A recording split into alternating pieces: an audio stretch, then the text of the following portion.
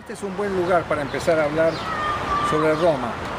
Estoy al lado del Coliseo, el símbolo prácticamente de la ciudad, símbolo de la época imperial.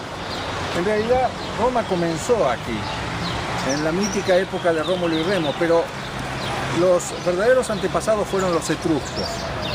En la ciudad de Cerveteri, que es un poco al norte de aquí, de Roma, hay muchos templos funerarios que se han conservado, enormes templos llenos de obras de arte que sobrevivieron, túmulos con esa forma tan típica como de montaña, y abajo una construcción muy prolija de piedras que los romanos después heredaron. En su primera época, la época de los reyes, justamente el primero de los reyes fue Rómulo, siguieron otros, y después vino la época de la República, la época gloriosa, que después estudiaremos más adelante cómo en la época neoclásica se basaron en su simbología. Y finalmente, el imperio. Precisamente el Coliseo, erigido por Vespasiano sobre las ruinas de la casa de Nerón, son de alguna manera el símbolo de este imperio. Y también hay otra característica, casi se podría dictar toda la clase sobre Roma hablando de este edificio. Con sus arcos, el típico aporte, en un rato les voy a hablar de esto, el aporte constructivo de los romanos, el arco, el concreto que está presente aquí, no confundir con hormigón armado, también hablaremos de esto, y además por el uso de elementos ajenos. En la parte baja, que desde aquí no vemos, hay columnas dóricas, en la del medio que estamos viendo, esta parte ennegrecida, jónico, más arriba, corinquio, y todavía más arriba, en la parte que sostenía el velario, que cubría con tela todo este enorme anfiteatro en el que cabían 50.000 espectadores, es de orden compuesto. Pero si miramos ahora de aquel costado, a la derecha, vamos a encontrar el arco de Constantino, el más nuevo de los arcos, que fue levantado por el emperador Constantino para glorificar una victoria militar, pero al poco tiempo él trasladó, ante el peligro de las invasiones, el centro del imperio a Bizancio. Esto es entonces un rápido pantallazo sobre la historia de Roma que comenzamos a transitar en este momento. Comenzamos a transitar este camino a partir de una ciudad que está al norte de Roma y que se desarrolló después de la caída de Roma hasta nuestros días, Cerveteri. Estas son imágenes de los restos medievales, quiere decir posteriores a la caída de Roma, con algunas esculturas mezcladas entre las ruinas de la alta época romana. En el Museo de Cerveteri, muy bien dotado, con sus vitrinas llenas de objetos, nos sorprende la figura de este joven reclinado sobre una cliné. Es de terracota, por eso le faltan piezas. En esta zona de Etruria se trabajaba más la cerámica que la piedra, y entre todos estos jarrones nos sentimos un poco en Grecia.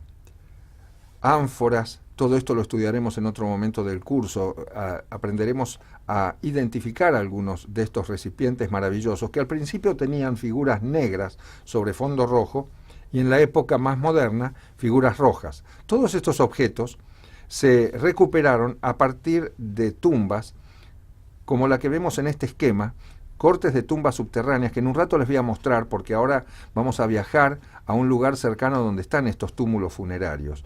Ahí guardaban todos estos objetos, de los cuales algunos son sorprendentemente modernos, como estos dos platos que vemos aquí, con la cabeza de esta mujer y con estas imágenes de peces tomadas de antecesores egipcios, pero que por su forma de trabajar nos recuerdan muchísimo el arte moderno, incluso ciertas obras de Picasso.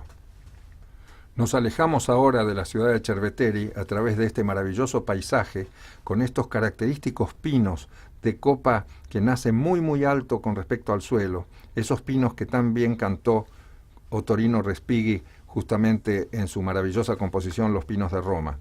Y ante la mirada inquisitiva de este gato, que parece haber estado aquí desde la época de los etruscos, nos acercamos a estos misteriosos túmulos funerarios. Son unas bases de piedras muy bien pulidas que nos recuerdan otras culturas.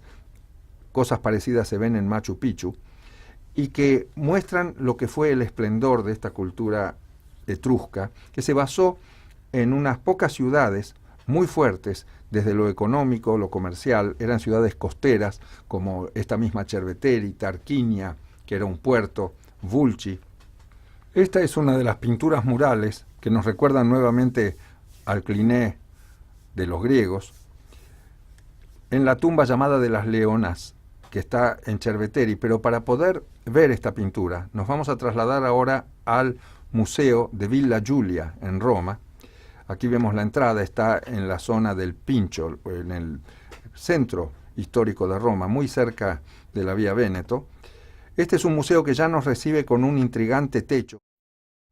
El museo en sí es una encantadora villa, cuyo corredor perimetral tiene pinturas murales y también en el techo, que tienen que ver con eso que llamamos hace un rato neoclasicismo. Son pinturas del siglo XVIII y XIX que copian lo que fue el arte romano.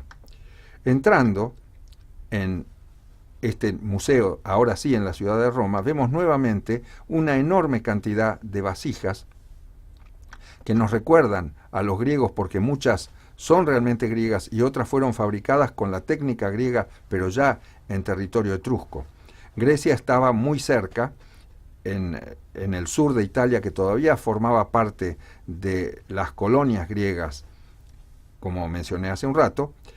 En este gráfico se ve alguna de estas tumbas que vimos, en este caso rectangular, en planta, y la posición en que los arqueólogos encontraron estos recipientes, estos utensilios que servían para acompañar hasta el más allá a los muertos, tales como este famoso sarcófago llamado de los leones, por las figuritas que tiene en la parte superior, siempre de terracota, por eso tiene esa división en la parte central, porque de otra forma no entraría en los hornos. Aquí tenemos un esquema de cómo se encontró en la tumba correspondiente, y este otro para guardar cenizas con esos curiosos cuernos en la parte superior, probablemente con alguna simbología etrusca que desconocemos, y en cuya base vemos una insinuación de capiteles jónicos.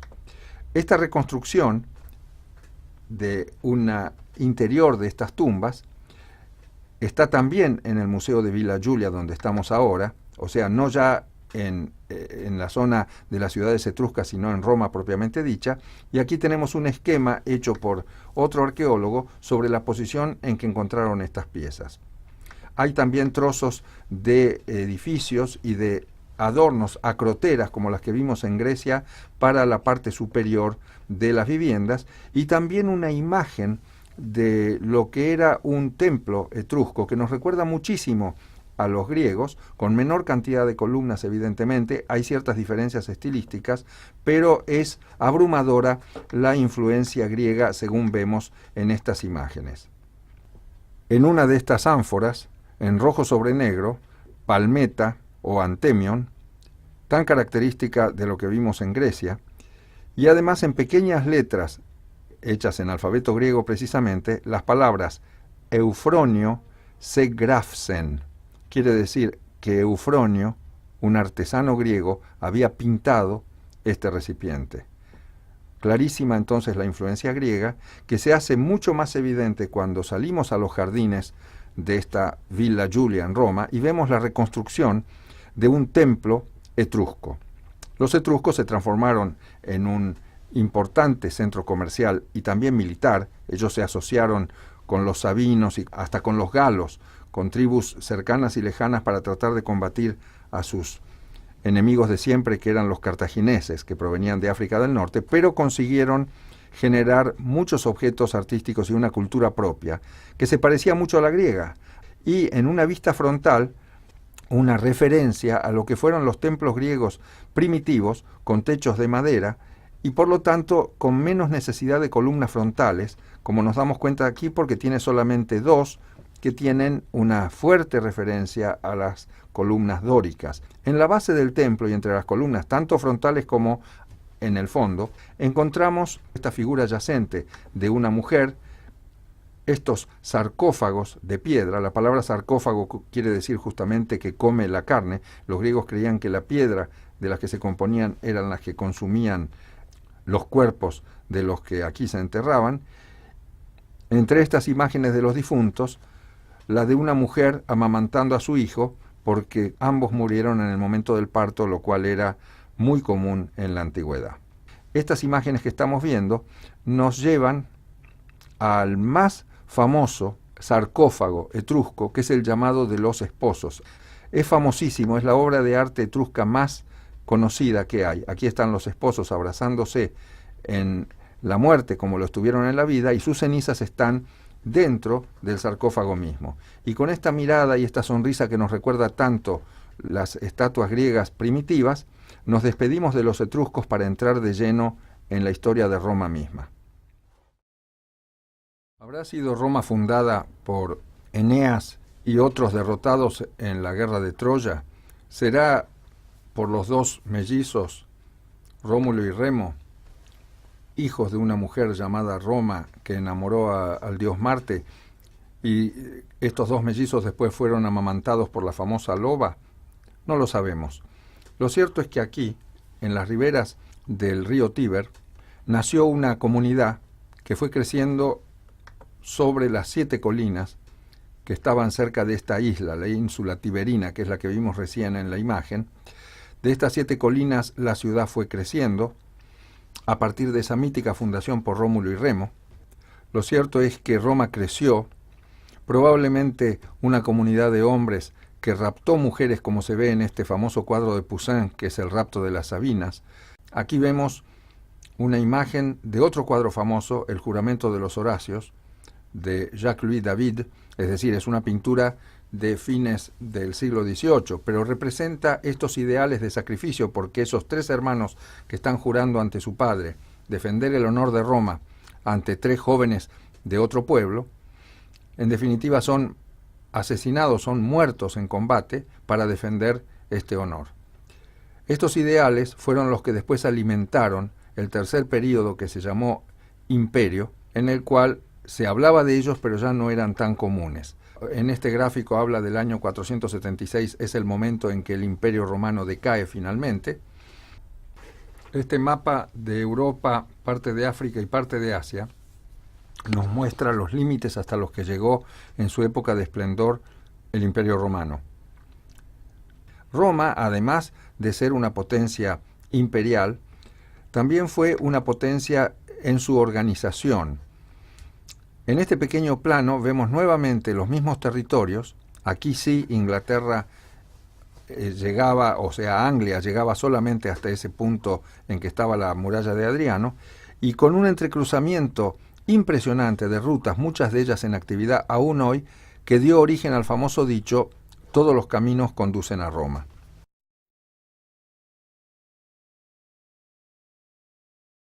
En esta imagen hay algunas herramientas, martillos, pinzas, tenazas, que bien podrían estar utilizadas por obreros actuales.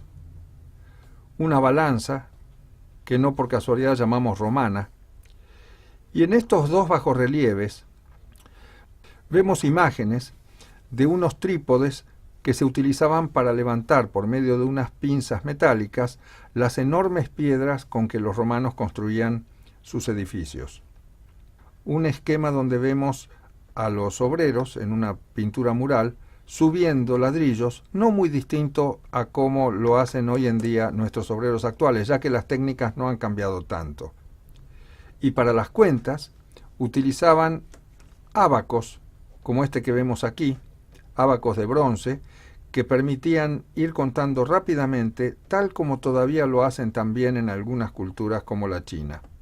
En excavaciones realizadas en el vasto Imperio Romano, en tantas ciudades que ellos dejaron en toda Europa, encontramos, por ejemplo, bisagras, plomadas, aquí ejemplificadas con sus hilos agregados, ladrillos como el que está en la parte de abajo con un sello puesto marcando el nombre del fabricante, compases para poder tomar medidas sobre los planos, y hasta, increíblemente, cañerías para llevar el agua corriente y para evacuar las aguas hervidas, hechas en este caso en cerámica, con una técnica muy ingeniosa, ya que eran ánforas embutidas una dentro de otra con las bases perforadas y atadas con tientos de cuero. Entonces, al moverse por el cambio de temperatura o por movimientos del suelo, no se quebraban, sino que eran bastante flexibles. Y esta técnica hoy en día está siendo copiada.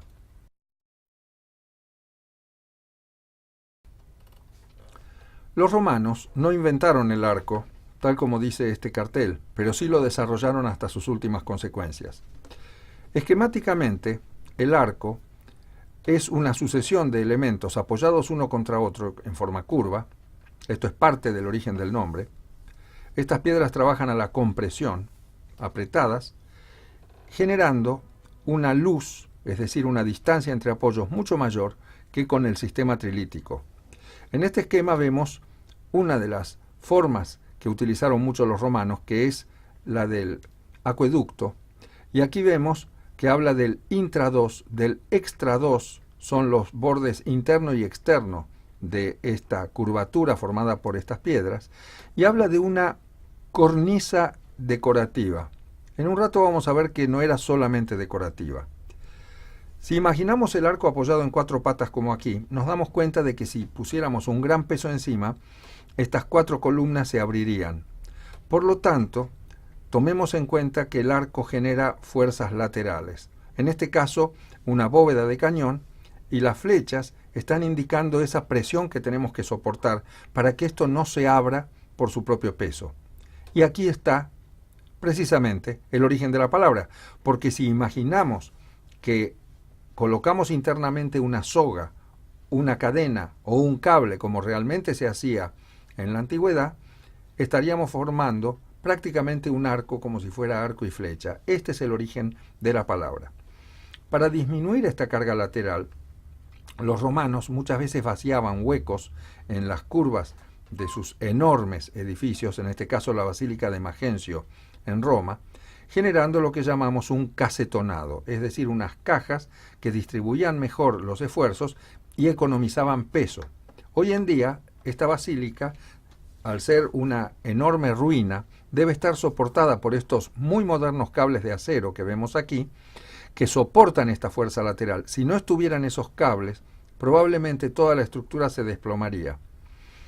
Los romanos fueron tan ingeniosos en el desarrollo de arcos que incluso, como en esta imagen del foro romano, vemos arcos que reconocemos inmediatamente en la parte superior, pero otros, como los dos del medio y de abajo, que a primera vista parecen vigas porque son horizontales, pero si nos acercamos descubrimos que los ladrillos que los componen están inclinados, gradualmente inclinados hacia ambos lados, generando lo que llamamos un arco plano, una técnica dificilísima que hoy en día muy pocos artesanos conocen, pero que los romanos desarrollaron hasta sus últimas expresiones.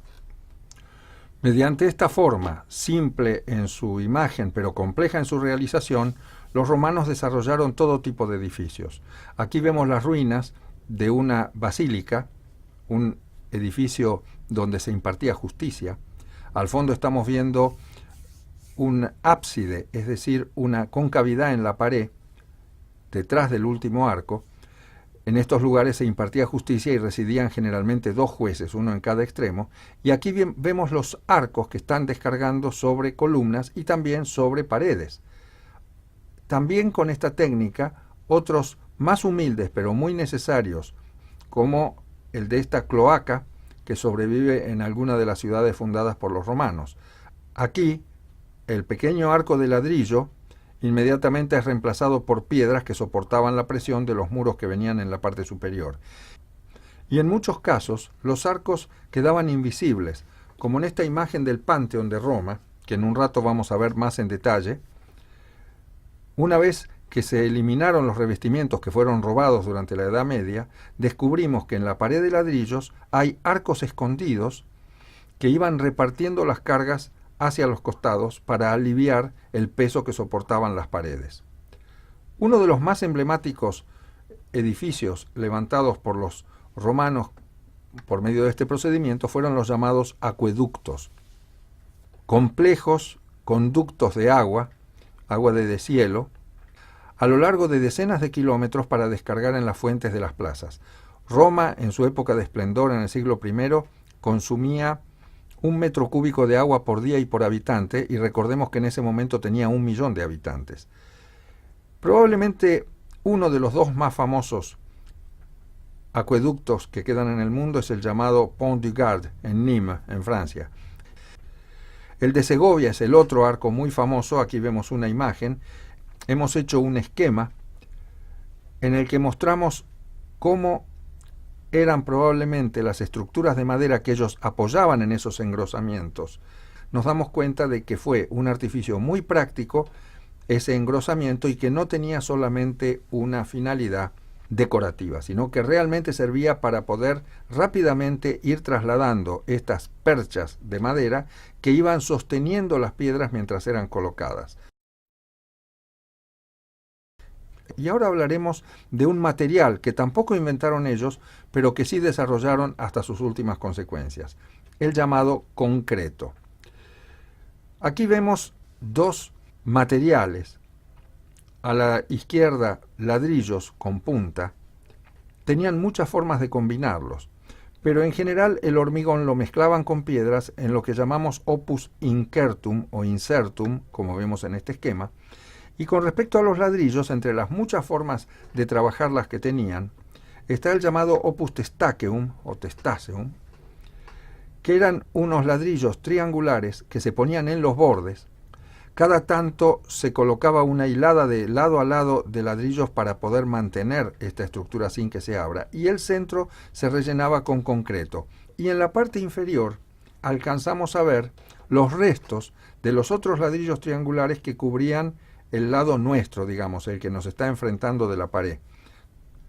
Otra forma de construcción era el llamado opus reticulatum. En este caso la palabra opus quiere decir obra. Obra en el sentido de cantera de trabajo. Aquí se trabajaba con unas cuñas de tufa. La tufa es un material volcánico, y entonces se colocaban como cuñas, se rellenaban con cemento como vemos aquí, y en los bordes, en las esquinas, se colocaba piedra para darle más solidez a la pared. Y entonces, recordando estos dos elementos tan importantes, que es lo que tenemos que llevarnos como recuerdo para siempre, el uso del concreto y el desarrollo del arco y la bóveda, por supuesto, y la cúpula, que son consecuencias de los arcos, vamos a anotar en ese rectángulo vacío que tenemos en el apunte E4A, arriba a la izquierda, como un salvavidas, como la palabra que nos salvará cuando no nos acordemos lo esencial de una cultura, la palabra ingenieros. Además de ser ingenieros, los romanos dejaron una impronta perdurable en la historia. El gran imperio que ellos manejaron no habría sido posible sin un ejército, con soldados como los que vemos en esta recreación, que cuando marchaban a partir de un campamento, llevaban no solamente planes militares, sino también planes de romanización, de urbanización. Estos soldados marchaban con impedimenta, quiere decir con una carga importante en armas y bagajes, y medían el terreno que iban cubriendo, marcando el paso. Cada vez que su pie derecho tocaba el suelo, iban diciendo los números de la cantidad de pasos que habían ido llevando. Cuando llegaban a 1000, esa era justamente la milla, palabra que deriva de milia passus. Y así todavía quedan en toda Europa los signos de estos caminos que los romanos construyeron y que en muchos casos siguen en existencia hoy en día. Aquí vemos, por ejemplo, en Cartagena, en Murcia, o sea, en la provincia de Hispania, la actual España, una calle con la pendiente del agua hacia los costados, y estas piedras que vemos servían para que en los días de lluvia los peatones pudiesen pasar sin mojarse, pero las piedras estaban separadas para que los carros pudiesen pasar también. En el caso de Leptis Magna, en Asia Menor, otra ciudad fundada por los romanos, la pendiente era hacia el centro. Quiere decir que desagotaba, como vemos, en sentido inverso, pero siendo una zona de pocas lluvias probablemente no había grandes problemas de inundación. No solamente con el ejército avanzaban los romanos, sino que también tuvieron una flota importante y además tenían toda una estructura de servicio para transportar las armas, carros para transportar los equipos, y así llevaban sus águilas, es decir, estos estandartes que estamos viendo, incluso se recuerdan en monedas de la época, por toda Europa. Después de cada conquista, el ejército volvía victorioso, como vemos en esta reconstrucción de alguna película. No siempre fueron victorias, ya les hablé de los pictos, los actuales escoceses, que rechazaron todos los intentos de invasión. También el general germano Arminio les infligió una derrota muy importante en el bosque de Teutoburgo, en la actual Alemania, destruyendo 3 de las legiones. Pero finalmente el mapa de Europa durante el Imperio Romano quedó constituido como lo vemos aquí, y se fueron desarrollando ciudades a partir de los primitivos campamentos romanos, como este que vemos en un grabado del siglo XVI, que muestra una empalizada redonda, y en el centro el estandarte de la legión rodeado por las tiendas de los oficiales y los soldados. Porque todos trabajaban, aquí vemos soldados trabajando en la construcción de estas ciudades que en la mayoría de los casos tenían esta forma esquemática, con 2 avenidas centrales, el Cardo de norte a sur y el Decumanus de este a oeste, y en el centro la plaza principal, la plaza de armas, que con el tiempo se fue transformando en un foro, como en esta perspectiva aérea que muestra una de estas ciudades, en este caso en Asia Menor, o aquí otra visión ideal de cómo fue la ciudad de Tarraco, actual Tarragona en España, o en esta vista tomada desde un avión, donde se ve el casco romano de la ciudad de Lucus Augustus, que hoy llamaríamos Lugo. Justamente aquí estoy, al lado de estas murallas. Había varias puertas, por ejemplo, esta es la llamada Porta Minia, porque era la que daba hacia el río Minho, así se llama todavía hoy en día, y cuando nos acercamos a la ciudad de Lugo, frente a las construcciones modernas, impresiona ver estos restos tan maravillosamente preservados de las murallas y las torres romanas. Es una ciudad que puede ser rodeada íntegramente, como lo estamos viendo, por estas torres fascinantes que la van recorriendo a su alrededor. Pero para poder hablar de una ciudad romana real, casi intacta, por supuesto tenemos que referirnos a Pompeya. Nuevamente aquí esta imagen de las calles con los pasos peatonales, de esta ciudad que fue cubierta por cenizas volcánicas y gases que destruyeron todo lo que fuera orgánico. La gente quedó muerta por asfixia y los arqueólogos han ido llenando, como en esta imagen, los huecos que quedaron dentro de la lava para reconstruir la posición en que esta pobre gente y animales perdieron la vida. Pero esta gran desgracia tuvo el beneficio para nosotros de que a partir de principios del siglo XVIII se ha ido reconstruyendo, esto todavía continúa, y todas estas imágenes que vemos nos dan una visión maravillosa, como si fuera una cápsula de tiempo, de cómo era una ciudad romana. Se ven todavía las columnas estriadas, el foro, todo aquello que constituye una ciudad en pleno funcionamiento. Era una ciudad que hoy llamaríamos de vacaciones. La gente venía aquí durante el verano, quedó tan bien preservada que incluso en los thermopolium, o sea, lo que hoy llamaríamos los bares, quedan todavía grafitis escritos en las paredes. Maravilloso ejemplo de urbanismo romano. Naturalmente tenemos que referirnos a Roma misma. Comenzó entre las 7 colinas como un espacio de reunión. Los primeros templos que se levantaron fueron el llamado de César y de Augusto, y ya en la época imperial, este conglomerado de basílicas, que eran lugares de reunión donde se impartía justicia, templos y también el circo, donde se corrían carreras, este circo de forma alargada que hoy es la llamada Plaza Navona. En las maquetas solamente podemos imaginarnos la magnificencia de lo que fue el foro imperial. Aquí tenemos una restauración del Coliseo, y en cambio el Coliseo, como lo vemos hoy, con todas estas piezas perdidas, con el interior que fue excavado justamente para rescatar los pasadizos subterráneos donde se trasladaban los animales y los gladiadores, todo esto se rescató gracias a que estaba bajo tierra. porque lo que vemos en esta planta muestra los arcos externos, porque sencillamente la gente usaba los restos como una cantera, pero por suerte los arqueólogos ahora han podido excavar y recuperar parte de este esplendor. El motivo por el que se conservó este templo redondo, al igual que el llamado de la fortuna virilis que está al lado y que aquí vemos en dos imágenes, fue sencillamente porque al principio de la época cristiana se adoptaron estos templos para transformarlos en iglesias cristianas. Esto los salvó.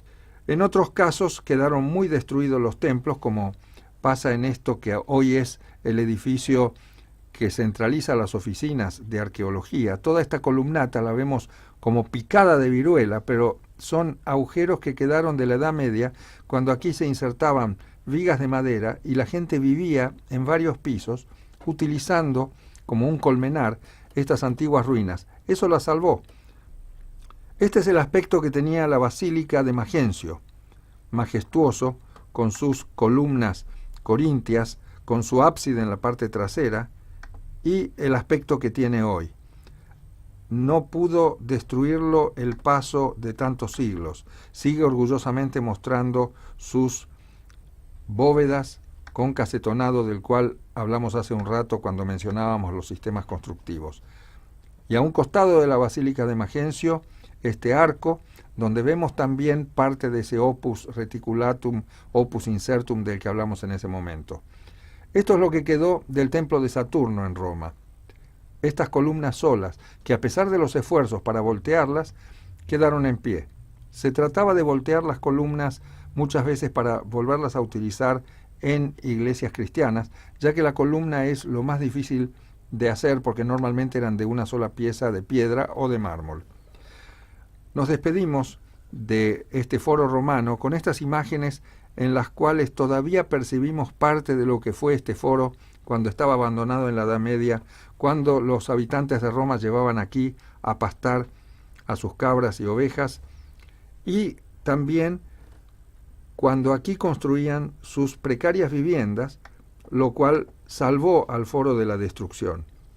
Se asoman entre las ruinas los arcos de triunfo que otrora habían recibido a los conquistadores y que en la Edad Media fueron sencillamente puertas de la ciudad. Y esto también la salvó. Se hacía pasar las murallas a través de estas puertas para poder darles una finalidad práctica, porque en la antigüedad nadie valoraba mucho estos templos.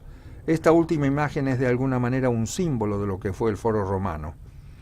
Las tres columnas que quedaron en pie del templo de Júpiter, abajo estos restos de ese maravilloso sistema constructivo de los romanos que hace que los califiquemos como ingenieros, y asomado detrás de estos restos la parte superior de un templo cristiano, como simbolizando el triunfo del cristianismo sobre el paganismo en la antigua Roma. Si nos imaginamos que estos tres órdenes, que ya estudiamos, están representados por los tres dedos del medio de mi mano derecha, nos puede ayudar a recordar que los romanos incorporaron dos órdenes más. Abro mi mano ahora y el pulgar representaría un nuevo orden que es el toscano y el meñique el compuesto. Quiere decir que según este esquema de Vignola de 1562, el gran estudioso de la arquitectura clásica, el listado completo de órdenes sería toscano, dórico, jónico, corintio y compuesto. En otro grabado antiguo tenemos aquí esquematizado el toscano, y aquí nos damos cuenta por qué utilicé el pulgar, porque el toscano es muy parecido al dórico, es más retacón, como diríamos en la Argentina, es más bajo y un poco más corpulento, pero esencialmente es muy similar. Y con respecto al compuesto que aquí vemos, el capitel, es una mezcla de los anteriores. Este es un dibujo de otro gran estudioso que fue Alberti. Tal vez le haya llamado la atención cuando vimos los 5 órdenes dibujados por Vignola que les había puesto pedestal, porque efectivamente los romanos incorporaron en muchos de sus monumentos un pedestal, cosa que los griegos prácticamente nunca hacían. Estudiaremos ahora un par de edificios para ejemplificar este uso de los órdenes. En primer lugar, el más maravilloso y mejor conservado de los edificios romanos, el Panteón.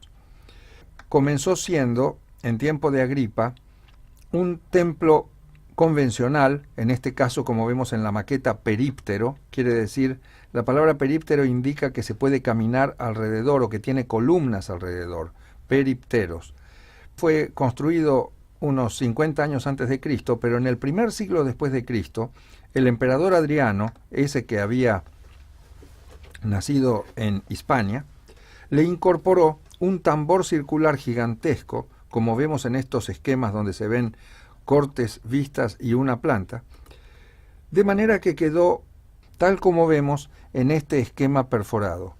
El corte ahora nos muestra más claramente esta majestuosa estructura que se conservó a lo largo de casi 2000 años, porque inmediatamente de la caída del imperio fue transformada en iglesia. Aquí vemos una maqueta aérea, en este caso ya con esta cúpula y este tambor circular incorporado. Cuando Roma cayó en su decadencia durante la Edad Media, esta iglesia, ahora iglesia cristiana, sufrió la incorporación de 2 torres, como vemos en este grabado antiguo, y además se le incorporaron viviendas que prácticamente la rodeaban por todos lados. Pero finalmente quedó, como vemos en esta vista aérea, con esa cúpula y esa perforación central que en un momento les voy a mostrar desde el interior. Desde el techo de una de las casas romanas vemos esta cúpula, que increíblemente estaba totalmente forrada de cobre, algunos dicen bronce y otros dicen oro, y aparentemente un papa de la antigüedad hizo derretir estos metales, sea para venderlos o para construir cañones. Acercarse al Panteón es una emoción difícil de explicar, acrecentada cuando vemos este cartel que agradece al pueblo argentino, que en 1906 donó unos tacos de madera que pavimentaban toda la parte anterior del Panteón, donde hay un obelisco egipcio también. Este piso de madera, hecho según el cartel con la madera de los bosques argentinos, desapareció hace mucho y ahora hay un piso de adoquines como en el resto de Roma. La fachada del Panteón tiene todavía el cartel que recuerda a Agripa, quien varios años antes de Cristo había construido ese templo rectangular más clásico, corintio, que mostramos antes. Al acercarnos vemos que algunos de estos capiteles han sido muy comidos por el sol y la lluvia de 2 milenios, pero ha habido donaciones a lo largo del tiempo, como el que está en la esquina, que justamente reemplazó el capitel que se había desgastado. Si le damos la vuelta vamos a ver claramente toda la estructura de ladrillo con arcos embutidos dentro mismo del ladrillo, tal como lo vimos al hablar de las formas constructivas romanas, ya que todo el mármol que lo rodeaba fue robado, diríamos, durante la Edad Media. Algo queda del antiguo templo, justamente este techo de madera sostenido por arcos y por columnas corintias. Pasando a través de la puerta, una gigantesca puerta de 6 metros de alto, de bronce sólido, que nunca fue fundida, quedó siempre en esta iglesia desde hace 2000 años, nos sorprendemos con este interior en el que se adoraba a todos los dioses. Por eso el nombre Panteón, que en griego quiere decir todos los dioses. Pero al transformarse en iglesia cristiana se privilegió este ábside que vemos aquí al fondo, y recorriendo todo el perímetro vemos estas columnas con mármoles de distintos colores y sus capiteles corintios, y en algunos puntos nos podemos asomar por ciertas perforaciones en el techo para ver la estructura original. No deja nunca de llamar la atención el ojo central, óculo, de 9 metros de diámetro, que aquí vemos en una vista nocturna, pero que de día, como vemos aquí, es la única fuente de luz que tiene todo este enorme templo, y para alivianar la estructura se fueron construyendo casetones a lo largo de toda esta cúpula, de manera que su peso disminuyera. Nos despedimos entonces de este inolvidable edificio, mirando esta pilastra corintia, con la luz que entra a través del óculo y con el Panteón suavemente iluminado por las luces de la tarde romana. Aunque no tan bien conservados como el Panteón, Roma nos ofrece otros edificios que se conservaron gracias a su funcionalidad. Hace un rato vimos el remate de esta iglesia cristiana, que está alojada en el recinto de lo que fue el templo de Antonino y Faustina. También en lugares insólitos, como por ejemplo cerca de la sinagoga de Roma, vemos un pórtico en forma de arco que fue excavado dentro de un antiguo templo romano. Ese es el llamado Pórtico de Octavia. En su película Gente di Roma, el director Ettore Scola filmó una conmovedora escena al pie de este Pórtico di Ottavia. Hablando de arcos, le conté que cuando volvían los militares victoriosos, como se ve en esta reconstrucción aérea, pasaban debajo de un arco que normalmente el Senado les construía para festejar la victoria. Cuando llegó la Edad Media, funcionaron como puertas de la ciudad. Aquí vemos un arco como embutido entre edificios más modernos. Los más famosos arcos son, por ejemplo, el de Constantino, que aquí vemos. En el interior de los arcos, normalmente había bajorrelieves que inmortalizaban los hechos de estos generales. Estos fascinantes arcos de triunfo son casi una enciclopedia de detalles decorativos que tomaron de los griegos, como por ejemplo los dentículos, las ovas, como vemos aquí en esta imagen tomada hacia arriba. Este es el arco de Septimio Severo, otro de los que están muy cerca del Coliseo en Roma, pero el que realmente nos resulta muy interesante por su legado histórico es el de Tito. Aquí el cartel sobre el arco que celebra la donación que hizo el Senado, Senatus Populusque Romanus, a este Tito Vespasiano, y dentro de los bajorrelieves vemos esta representación del despojo de Jerusalén en el año 70 después de Cristo, y la única representación que se conserva del candelabro de 7 brazos que es sagrado para los judíos. El arco de Tito perdió sus costados, que después fueron reconstruidos como se ve aquí. El arco del año 81 tiene estos detalles de inspiración griega a los costados, como vemos aquí, ovas, dentículos, elementos tomados de los griegos, pero también elementos propios, por ejemplo, el capitel compuesto, pero muy moderno, como vemos aquí, porque con inteligencia los arqueólogos, en lugar de tratar de copiar las ruinas, hicieron una versión, pero modernizada, para que el que mira sepa cómo era, pero que se dé cuenta que fue incorporado. Lo mismo pasa en la ciudad de Verona, al norte de Roma, donde el arco de triunfo que quedó, también como parte de las murallas de la ciudad, podemos ver que también había perdido sus columnas laterales, que respetuosamente fueron reconstruidas con materiales modernos, pero dejando bien en claro que la segunda columna de la izquierda es original y las otras son versiones modernas. Así nos despedimos de esta institución del Arco de Triunfo, que dejó sus restos en muchos lugares de Europa y Asia Menor, en este caso en la antigua ciudad de Glanum, en la actual Francia. Las termas fueron otro de esos enormes edificios que los romanos construyeron, en este caso para higienizarse y también como lugares de reunión. Las más famosas, las termas de Caracalla, gigantescas, de las cuales aquí vemos una planta y una maqueta, estaban compuestas de 3 partes fundamentales: el calidarium, que aquí vemos a la derecha, donde se hacían baños de agua caliente, calentada a partir de calderas subterráneas; el tepidarium, que tenía un hipocausto en la parte inferior, es decir, un lugar donde circulaba aire caliente para crear lo que hoy llamaríamos un piso radiante o una losa radiante; y finalmente el frigidarium, aquí a la izquierda, para depurar el cuerpo de todas las impurezas. Aquí tenemos un resto de uno de estos hipocaustos, pero quedaron en los costados los pilares que sostienen lo que llamaríamos una losa radiante. Y estos son restos de una letrina, que eran lo que hoy llamaríamos baños públicos. Este es el llamado Puente Fabricio, que está en pie desde hace 2000 años, uniendo la isla Tiberina, en el centro de Roma, a través del Tíber con la costa. Otro puente, pero que fue destruido en las guerras, es el llamado Ponte Rotto, también en el Tíber.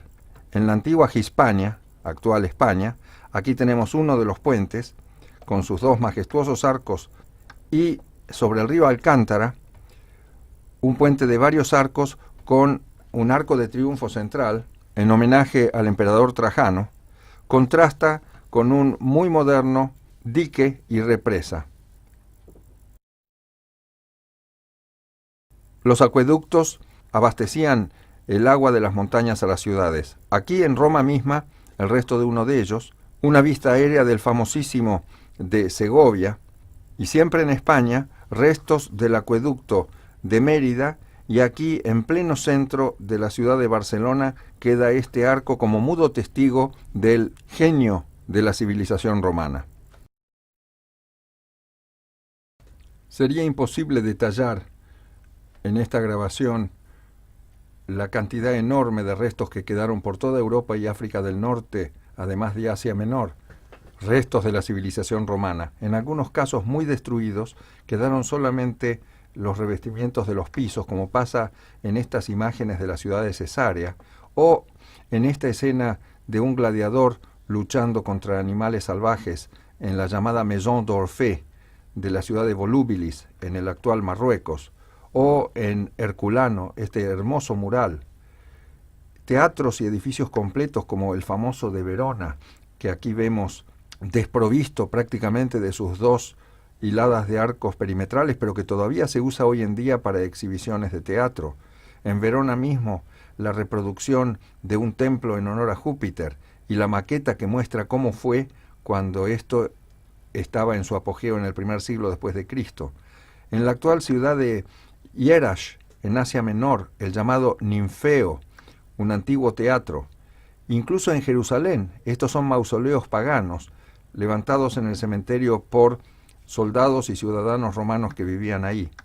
En España, que ya mencionamos antes con motivo de su acueducto, el teatro, el templo de Diana, y aquí vemos una imagen hecha por un dibujante de lo que fue el foro de la ciudad de Mérida. Restos del foro de una ciudad en Siria, Leptis Magna, en Libia, la ciudad de Palmira, estas son las ruinas del templo. La famosa ciudad de Petra, excavada en la roca, de la cual vemos aquí una serie de imágenes sorprendentes, tallado en la piedra viva de la montaña. Y hasta, en la actual Alemania, la antigua Germania, la ciudad de Trier, la llamada Porta Nigra, que es símbolo de esa ciudad hoy en día, era una de las puertas de entrada a la ciudad. Me gustaría terminar esta referencia al urbanismo y las construcciones romanas con este modesto cuchillo multiuso que utilizaba el ejército romano para llevar entre su equipo. Cada soldado llevaba uno de estos elementos con mango de plata y todos los demás elementos en cobre. Este se descubrió hace muy poco tiempo, muy parecido a los llamados cuchillos del ejército suizo. Una cuchara a la izquierda, una hoja oxidada de cuchillo, un punzón a la derecha, posiblemente un escarbadientes, una espátula que se supone que se utilizaba para sacar la parte interior de los caracoles, que eran parte de la dieta de los soldados romanos, y un ingeniosísimo sistema de tenedor combinado con la cuchara que permitía utilizar uno de los dos sin necesidad de tener dos instrumentos distintos. ¿Qué mejor forma de despedirnos del espíritu ingenieril de los romanos que con este modesto pero ingenioso, útil cotidiano?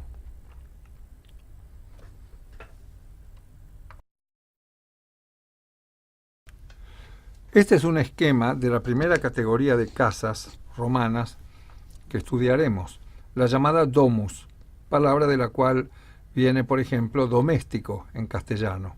Yendo de izquierda a derecha, una entrada o vestibulum que daba a un patio descubierto al cual se volcaban las posibles habitaciones del frente. A veces había tiendas, como vemos aquí a la izquierda. Este era el primer patio o atrium, con un pasillo perimetral y en el centro el llamado impluvium, que era donde se juntaba el agua de lluvia. Se ve un dibujo fantasioso de un animal mitológico marino que seguramente responde a alguno de los que se descubrieron en Pompeya con cerámicas. Después de este primer patio estaban las habitaciones, al fondo un segundo patio o peristilo, peri alrededor, stilos, columna, que muchas veces tenía cultivos de plantas comestibles en el centro. En el fondo estaban también los servicios. Aquí hay otro esquema, en este caso una planta, la anterior era una perspectiva aérea, donde vemos estos mismos elementos con un poco más de detalles. Por ejemplo, en el centro del triclinium, un espacio para la reunión de los hombres, que en un rato vamos a ver cuando hablemos del mobiliario. Y en este otro esquema de la casa partida a través de un eje longitudinal, nos recuerda en forma muy sugestiva a lo que nosotros llamamos en la Argentina la casa chorizo, que aquí nos damos cuenta que es la derivación de una casa romana partida por la mitad. Aquí tenemos la reconstrucción de un peristilo de una casa en Portugal. El nombre de este país proviene de Portus Galliae. En algún lugar de la casa había un pequeño altar, como el que vemos aquí, en una casa de Herculano, ciudad que desapareció al mismo tiempo que Pompeya. Este larario era el lugar donde se colocaban los símbolos de los dioses protectores de la casa.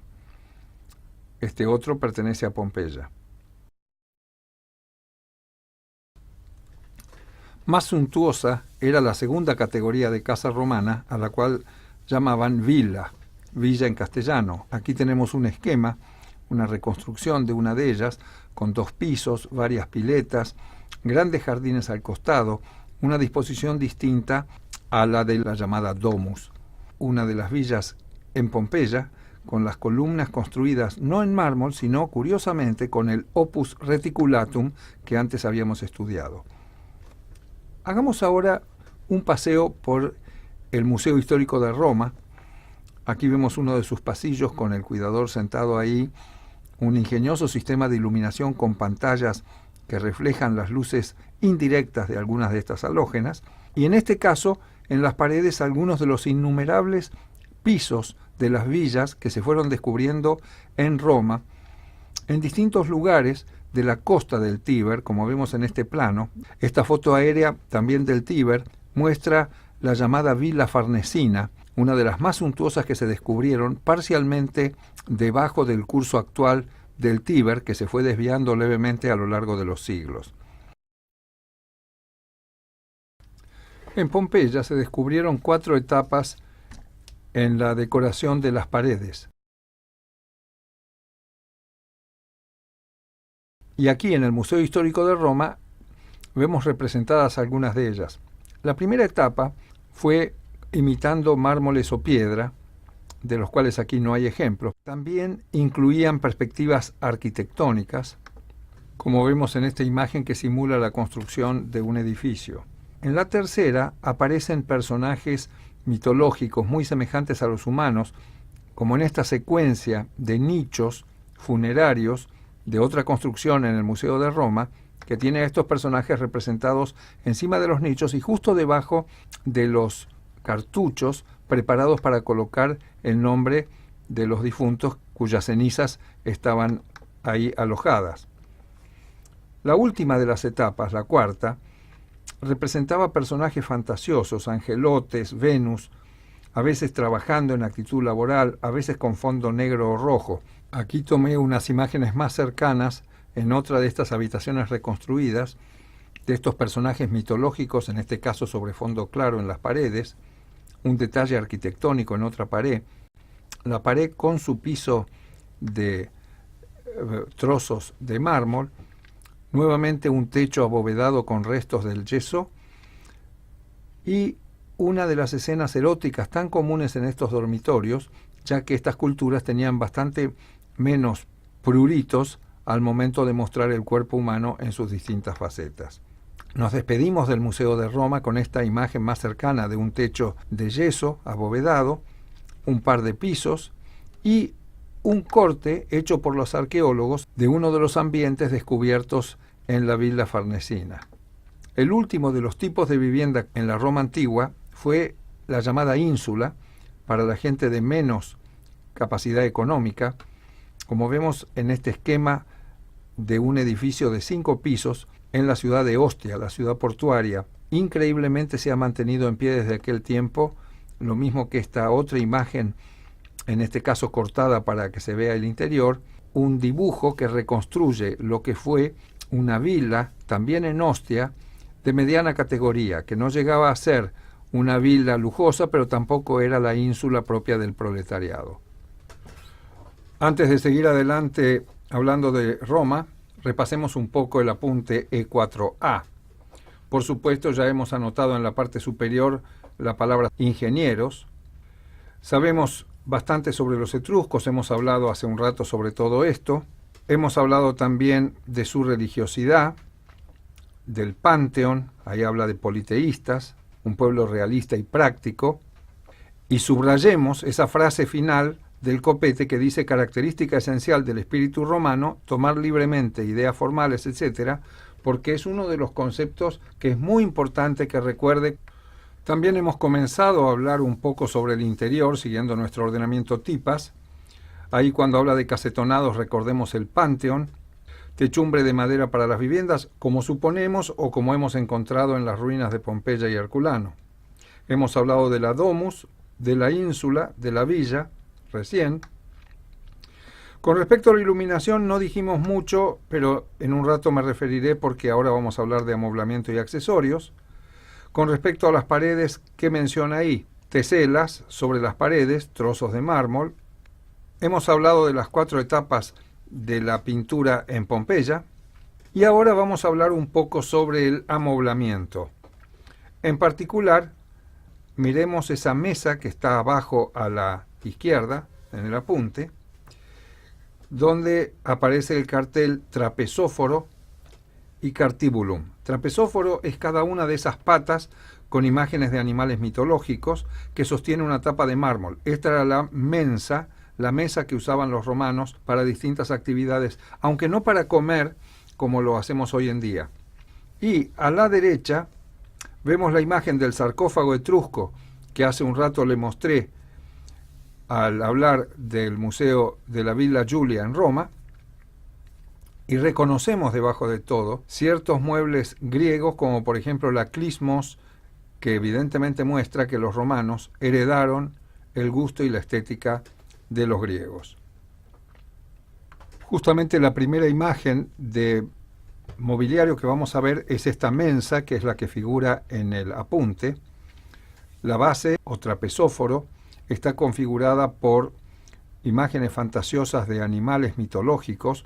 Aquí, por ejemplo, grifones tomados de las religiones asiáticas con alas de pájaro, garras de león y cuernos. Esto muestra que justamente los romanos utilizaban elementos ajenos como adorno.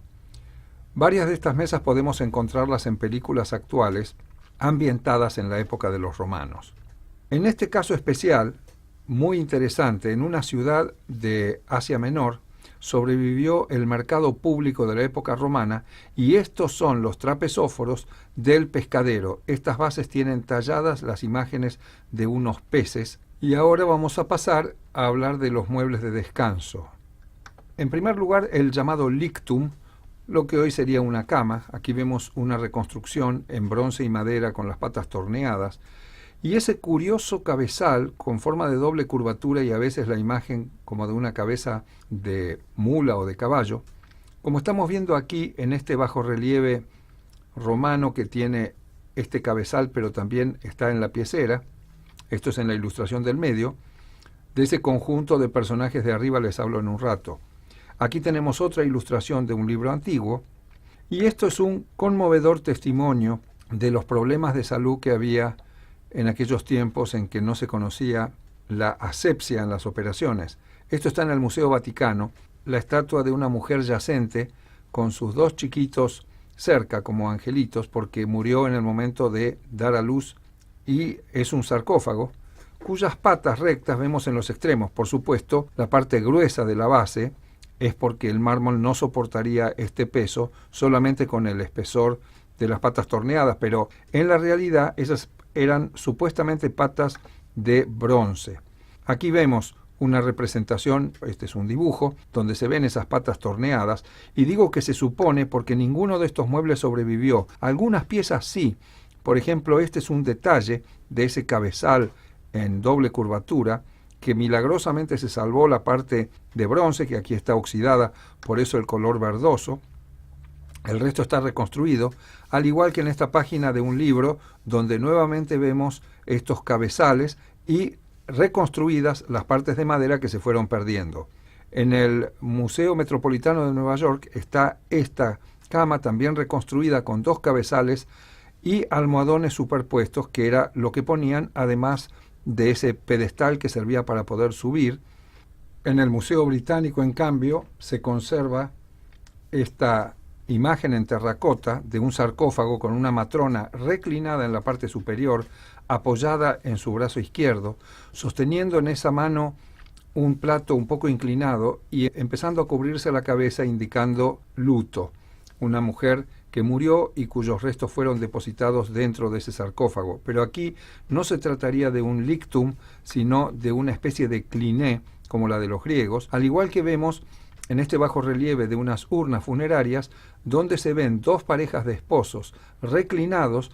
Esto nos recuerda bastante al sarcófago etrusco que habíamos estudiado antes, y con unas mesitas triangulares accesorias que también los griegos ya habían colocado, como usted recordará, delante de los cliné. Aquí tenemos un trípode, una mesa con 3 patas, cuyo detalle podemos ver en estas imágenes milagrosamente salvadas, de las ruinas de la ciudad de Herculano, que quedó sepultada bajo la ceniza, al igual que Pompeya.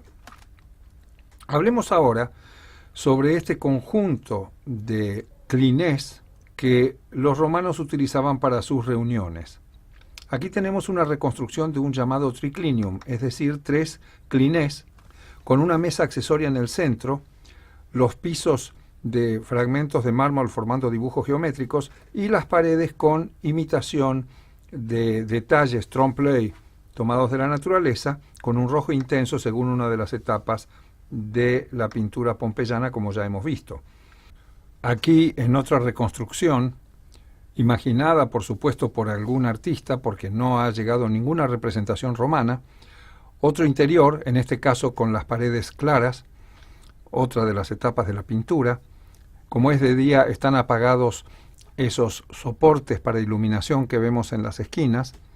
Afuera, el atrio, rodeando una fuente central. Estas columnas más bien bajas y retaconas son toscanas, no tienen la gracia de la columna dórica.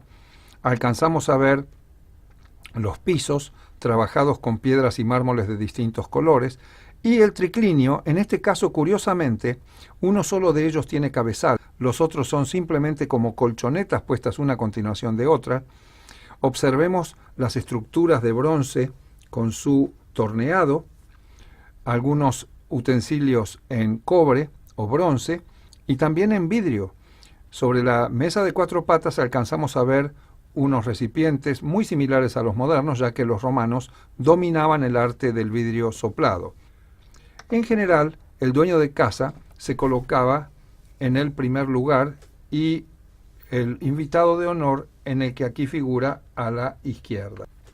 Esto es un mosaico que muestra una de estas reuniones, en este caso de hombres solos, donde se celebraban distintos ritos o eran simplemente los cultos de la amistad. Las mujeres en general no participaban, salvo en los casos de ciertas festividades y de ciertas orgías, como vemos en esta representación en cerámica, donde hay mujeres desnudas que se mezclaban con los hombres, hay chicos también, hay perros y había también pájaros que comían los restos que quedaban diseminados en el suelo. Una representación de estas reuniones que incluían mujeres, un músico tocando la flauta de 2 ramas, la flauta de pan en la parte inferior, una mujer con una pandereta, y vemos trípodes plegables en los costados y las paredes con el rojo pompeyano, una representación de un mural romano que muestra algunas de estas reuniones donde varios de los comensales están de pie. Aquí tenemos un caso de otro trípode muy interesante, en el cual hay una superposición de elementos extraños a la cultura intrínseca de Roma. Observemos de abajo hacia arriba. Patas de animal predatorio con garras, tal como lo podían haber hecho los egipcios. Esas ondas que relacionan las tres patas tomadas de muchos detalles griegos. Encima, unas imágenes de esfinges, pero esfinges griegas, con cara y pechos de mujer y alas. Y en la parte superior, un plato de bronce, probablemente utilizado como pebetero, es decir, para poner incienso u otros materiales que daban perfume al ambiente, tanto en ceremonias religiosas como en la vivienda. Y esas ondas de ramas que vemos adornando los costados cuelgan de los cuernos de unos bueyes, unas calaveras de bueyes como vemos ahí, recordando los ritos de homenaje a los dioses que los romanos desarrollaban, sacrificando bueyes y otros animales y después poniendo sus huesos en exhibición. Quiere decir que este trípode está mostrando prácticamente una síntesis de elementos decorativos de tres culturas distintas. Precisamente aquí tenemos la representación de una de estas ceremonias maravillosamente bien conservada en un museo. Esto se tomó del arco de Marco Aurelio en Roma. Dicho sea de paso, el templo que se ve al fondo de este bajo relieve es la única representación que tenemos de cómo era el templo de Júpiter del Foro Romano, que hoy en día ostenta solamente 3 columnas. El resto desapareció. En esta representación vemos a algunos sacerdotes, uno de ellos con la cabeza semicubierta porque va a efectuar el rito, es un rito de agradecimiento por una victoria, un funcionario que está tocando la flauta que habíamos visto antes, el plato de ceremonias y ese trípode del primer plano que probablemente contenía incienso para perfumar la ceremonia. A la derecha, con el hacha en la mano, quien va a sacrificar al buey cuya cabeza vemos ahí atrás. Recordemos entonces que estas cabezas, llamadas bucéfalo, luego se utilizaban para mostrar que la ceremonia había sido realizada, se colocaba la calavera en los templos y esto pasó después a ser un detalle decorativo. En el Museo Histórico de Bucarest, en la actual Rumania, encontramos esta urna funeraria donde se ven 2 esposos reclinados también. Ella está sentada en realidad y aquí vemos nuevamente la mesita triangular y el hombre está sosteniendo ese plato inclinado indicando que su vida se había terminado.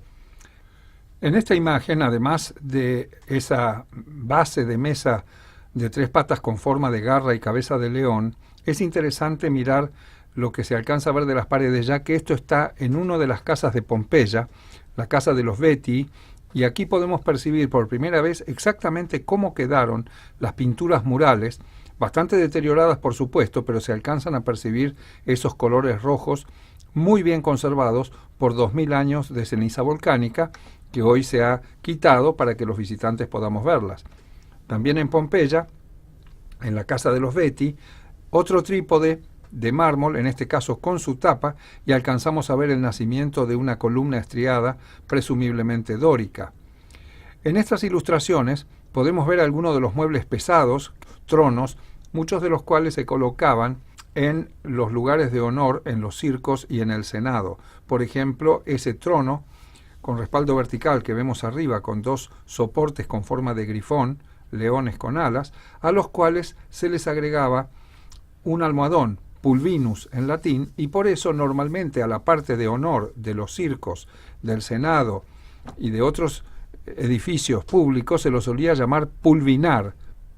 En este bajo relieve hay un trono, no existe el pulvinus porque está describiendo una victoria militar. Esto es parte de una de las columnas que glorificaban las victorias sobre los bárbaros. Aquí se alcanza a ver a la izquierda a un comandante bárbaro con las manos atadas a la espalda y el general romano sentado en uno de estos sillones, pero naturalmente sin almohadón, mostrando los sacrificios de la vida militar. En cambio, en esta otra estatua vemos a un senador y alcanzamos a percibir que en ese taburete que nos recuerda el tifros griego se adivina un almohadón. Un conocido mural pompeyano muestra, dentro de este contorno con ese fuerte rojo que tanto les gustaba, una mujer sentada a la derecha justamente con un almohadón. Y en esta representación antigua vemos un asiento llamado justamente pulvinar por su almohadón en la parte superior, otro mural de alguna ciudad romana rescatada muestra a una mujer sentada precisamente sobre un asiento, otro trono, en este caso de basalto, una piedra oscura, muy bien conservado, que formaba parte de la zona de honor en el Senado romano, y al lado de estos muebles tan pesados, en un bajorrelieve funerario vemos a un individuo sentado en un silloncito de paja trenzada, exactamente igual al que hoy en día podríamos comprar en cualquier lugar donde venden artesanías. Quiere decir que los romanos tenían también muebles portátiles y prácticos. Uno de ellos en particular nos interesa mucho, aquí lo estamos viendo en esta moneda. A la derecha vemos a un dios sentado en un mueble sin respaldo, un taburete plegadizo con patas de animal, tal como vemos aquí en esta reconstrucción que también está en el apunte E4b.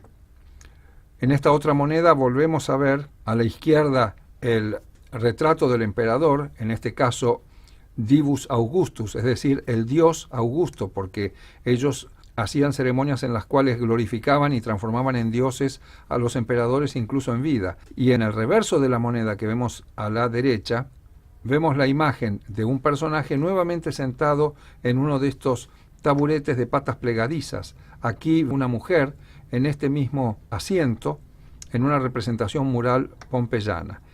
Esta era la silla llamada curul.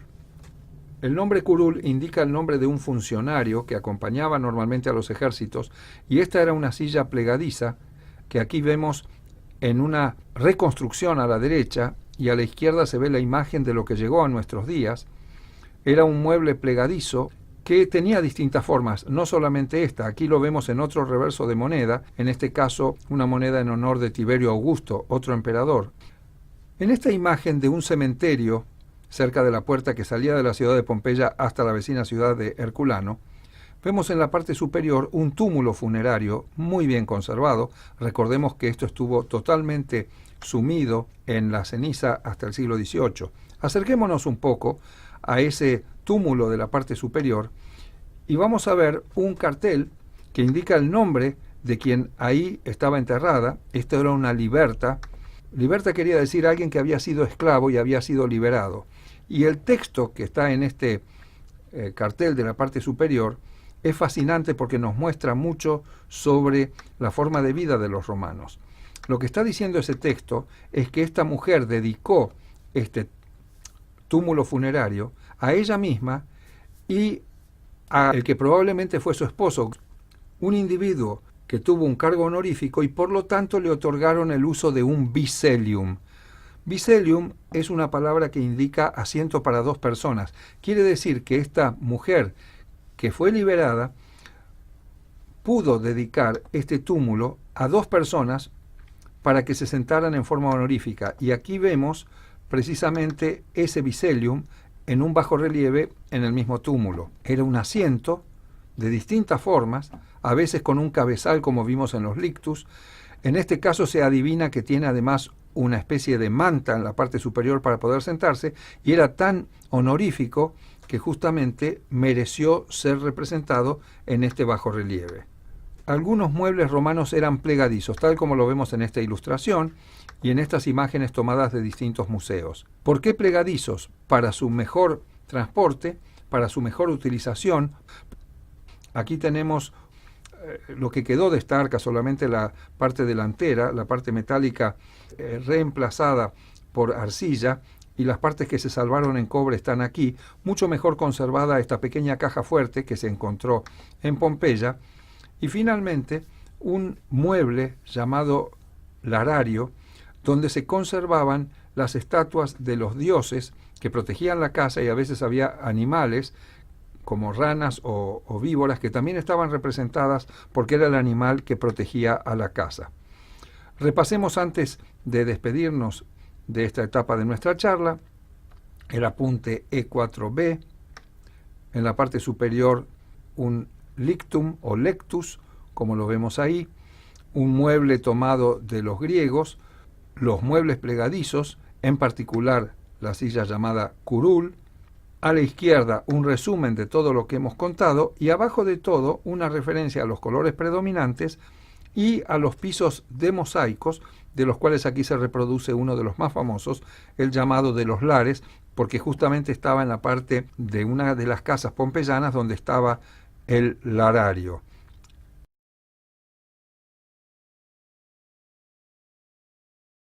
Veamos un poco cómo era la gente que vivía aquí adentro y qué costumbres tenía. Por supuesto, estamos viendo la famosa estatua de Augusto, que está en posición de sacerdote, con la cabeza cubierta como era el sumo sacerdote. Estas estatuas normalmente se colocaban contra una pared, por lo que la parte de atrás en general está menos detallada que la delantera.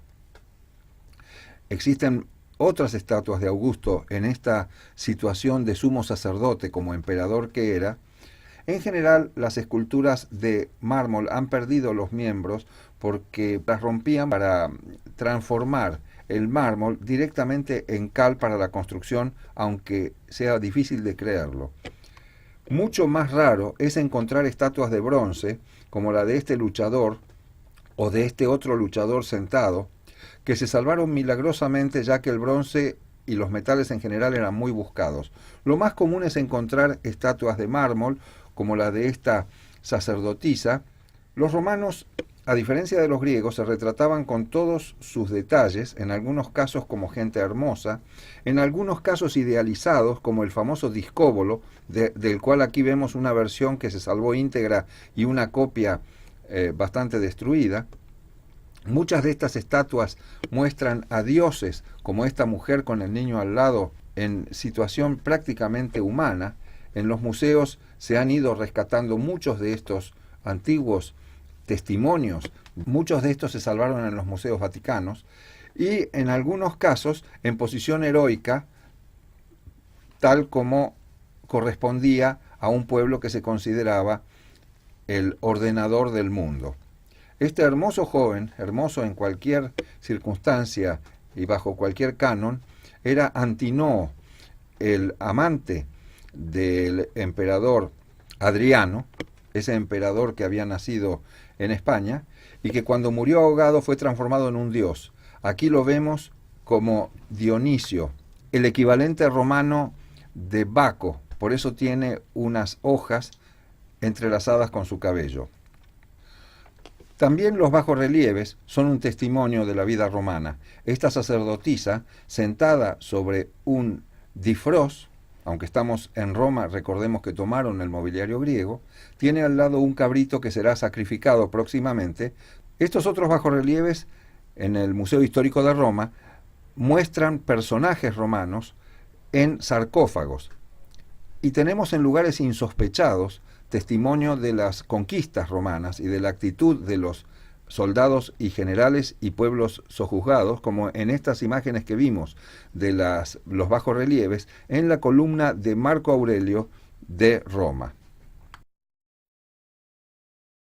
Ya hemos hablado de los interiores pompeyanos, como en este caso la Casa de los Misterios, la reconstrucción arquitectónica en Trompe-l'œil, aquí combinado con imágenes murales, con el rojo pompeyano en la parte de atrás, que muestran escenas de ceremonias religiosas. En Roma se rescató la casa de Livia, que tiene la misma intención en cuanto a los trompe-l'œil, pero con un fondo claro, imágenes vegetales, animales.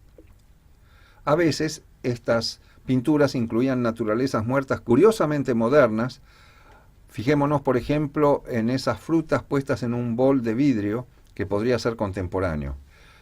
Finalmente, una referencia a las fascinantes y misteriosas representaciones de los romanos que eran pintados sobre tabletas en la parte superior de los féretros, mostrando cómo habían sido en vida. En este caso, el retrato del panadero Próculo y su esposa, que fue encontrado en Pompeya, y una de las tantas mascarillas llamadas de Fatum, que están actualmente en el Metropolitan de Nueva York, como este joven expresivo en su mirada y también increíblemente moderno en la representación de las pinceladas de un ignoto artista que lo único que hacía era cumplir con un encargo que era pagado, pero que con estos trazos rápidos casi nos está recordando el impresionismo.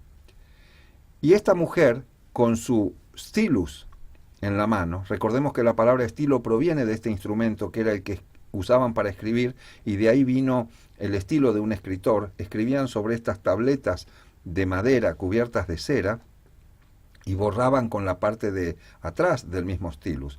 Como les decía, esta mujer que está pensativa en su muerte, como si escribiera la historia de su vida, tiene su cabeza cubierta con una redecilla de joyas, que era otro de los accesorios romanos de los que hablaremos. Mucho se perdió, pero mucho quedó.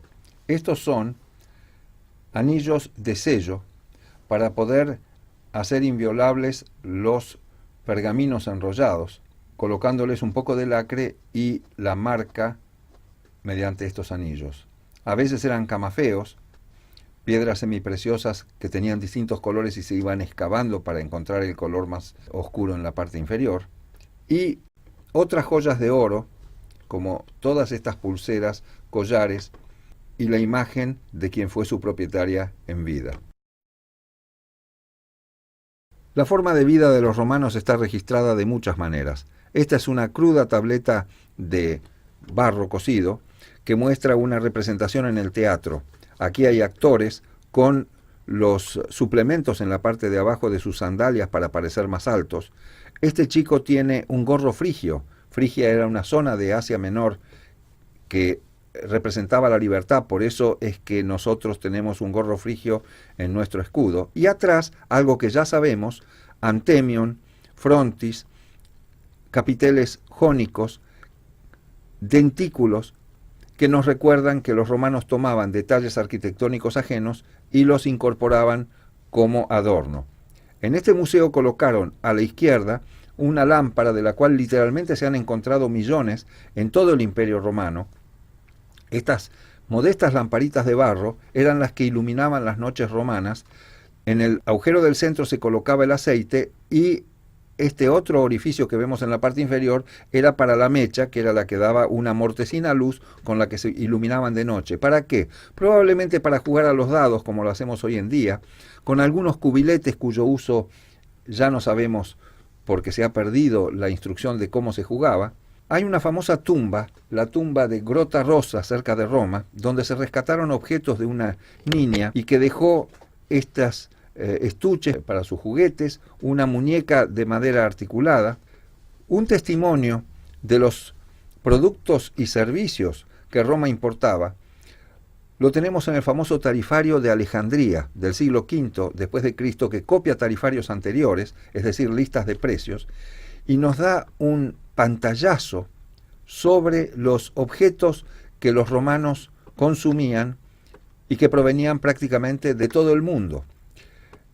A partir del siglo I llegaban estas caravanas de camellos y carros que traían, por ejemplo, pimienta blanca y negra, mirra, especias. Recordemos que cuando Colón descubrió América iba buscando, entre otras cosas, las famosas especias orientales, buscaba otro camino que no fuera la ruta de la seda.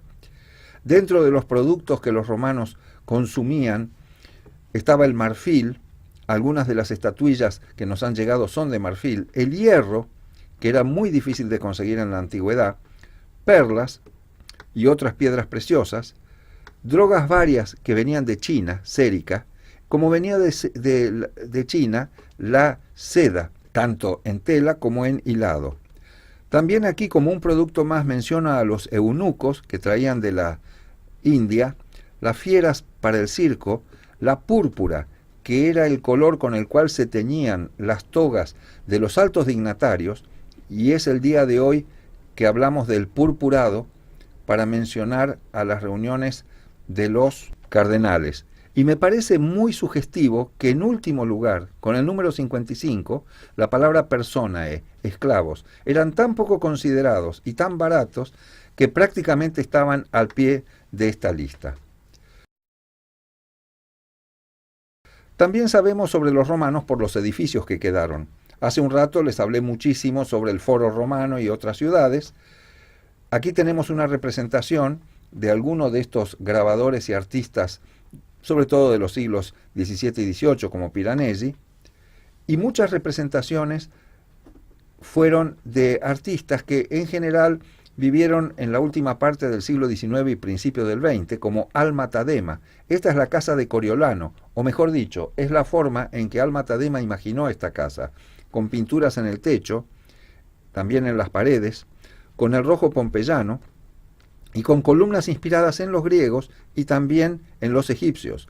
Esto, por supuesto, es una representación fantasiosa, como Alma Tadema también representó a esta joven romana, sintiendo el perfume de estas flores, los asientos con los pulvini, recordemos que el pulvinus era el almohadón, y, esto no lo tenemos que olvidar nunca, las mesas plegadizas como la que ella tiene aquí.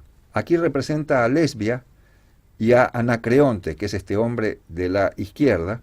Lesbia está reclinada en uno de estos lictum o cliné, porque prácticamente es como si fuera el de los griegos, con un entorno fantasioso, una mesa, como ya la hemos visto antes, trapezóforo, que sostiene un tablinum, en este caso de madera, sobre el cual se apoya un candelabro, así lo llamaríamos hoy en día porque es un pedestal que sostiene varias lámparas de aceite. Alma Tadema también representó la vida en las termas, en este caso la parte reservada a las mujeres, las paredes y pisos revestidas en lujosos mármoles, así como otro pintor, Godward, representó en 1909 a una joven también en las termas con más de estos mármoles que venían de todo el imperio, y observemos que el piso está cubierto de estos mosaicos compuestos de pequeñas teselitas cuadradas o rectangulares. Lo mismo ocurre en esta otra representación de otro pintor,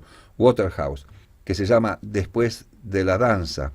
Estas jóvenes están recostadas sobre almohadones. Hay una influencia griega en los mosaicos del piso que representan una separación virtual por diferencia de textura, color y también de nivel. Ya que estamos, repasemos algunos conceptos que hemos visto al principio del curso.